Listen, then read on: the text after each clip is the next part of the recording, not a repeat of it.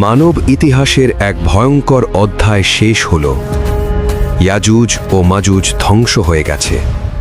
মানুষ ভাবল এবার হয়তো শান্তি ফিরে আসবে, কিন্তু তারা জানত না আসল পরীক্ষা এখনো শুরুই হয়নি। হঠাৎ আকাশ কালো হয়ে গেল। এক অদ্ভুত ধোঁয়া নেমে আসতে শুরু করলো আকাশ থেকে। প্রথমে মানুষ ভেবেছিল এটা সাধারণ কোনো কুয়াশা, কিন্তু না, এটা ছিল সেই ধোঁয়া যার কথা আল্লাহ আগে থেকেই বলেছেন। সূরা আদ-দুখান।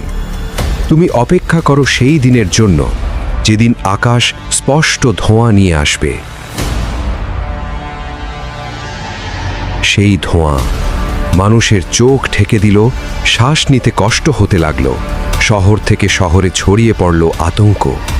মানুষ চিৎকার করে বলছিল, হে আল্লাহ, আমাদের রক্ষা করো।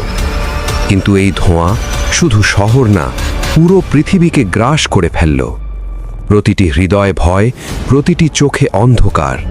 আর এটাই ছিল কিয়ামতের প্রথম এবং বড় সতর্কতা।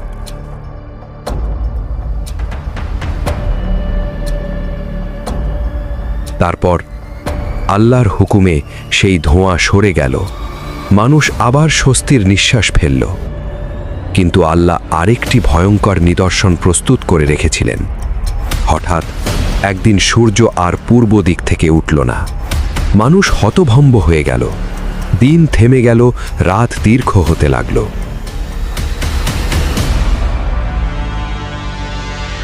তারপর একদিন সূর্য পশ্চিম দিক থেকে উদিত হলো। সেই মুহূর্তে সব কিছু শেষ। মানুষের তওবার দরজা বন্ধ হয়ে গেল। নবী করিম সাল্লাল্লাহু আলাইহি ওয়াসাল্লাম বলেছেন, যেদিন সূর্য পশ্চিম দিক থেকে উদিত হবে সেদিন তওবার দরজা বন্ধ হয়ে যাবে। মানুষ তখন কেঁদে কেঁদে বলতে লাগল, হে আল্লাহ, আমরা তওবা করছি। কিন্তু তখন আর কোনো তওবা কবুল হবে না। এরপর পৃথিবী কেঁপে উঠল এক ভয়ঙ্কর শব্দে। মাটি ফেটে গেল আর বের হয়ে এলো এক ভয়ঙ্কর সৃষ্টি, দাব্বাতুল আরদ।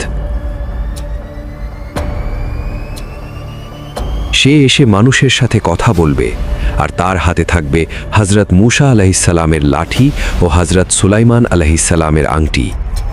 সে বলবে, তোমরা আল্লাহর নিদর্শনকে অস্বীকার করেছিলে, তাই আজ তোমাদের সামনেই সব কিছু দেখানো হবে।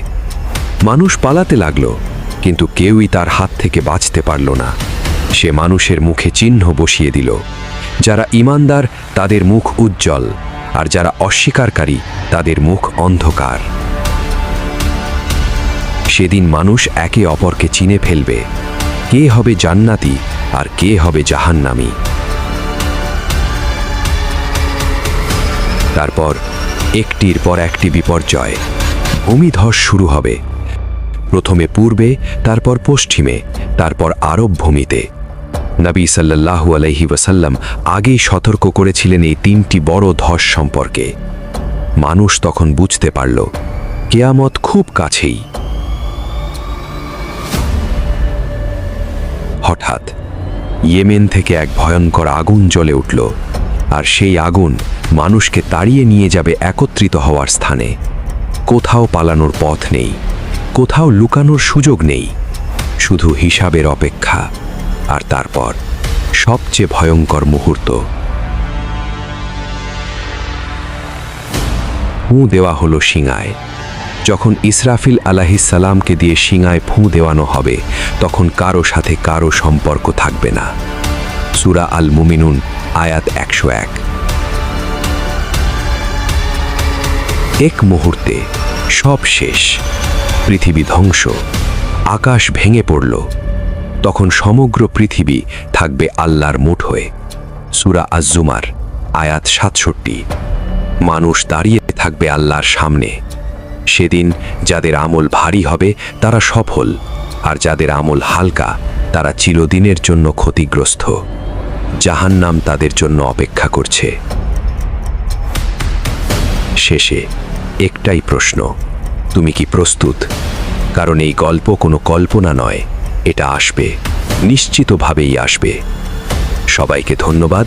যদি এই ভিডিওটি ভালো লেগে থাকে তাহলে চ্যানেলটি সাবস্ক্রাইব করে দিন।